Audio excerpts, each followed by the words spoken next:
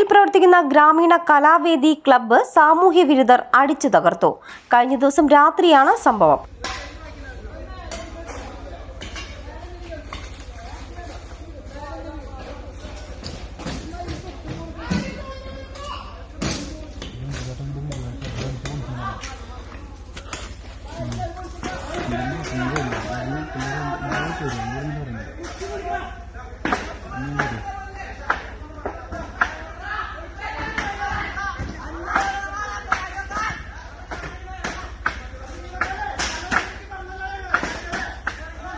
സംഭവത്തിൽ കുന്നംകുളം പോലീസ് കേസെടുത്തു.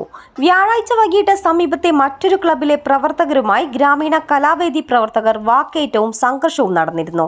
ഇതിന്റെ തുടർച്ചയാണ് ആക്രമണത്തിന് പിന്നിലെന്നാണ് വിവരം. രാത്രി 12 മണിയോടെ 30ഓളം വരുന്ന സംഘം ആയുധങ്ങളുമായി എത്തിയാണ് ക്ലബ്ബ് പൂർണ്ണമായും തകർത്തത്.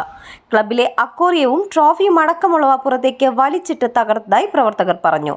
സംഭവത്തിൽ കുന്നംകുളം പോലീസ് കേസെടുത്ത് അന്വേഷണം ആരംഭിച്ചു. CNTV കുന്നംകുളം.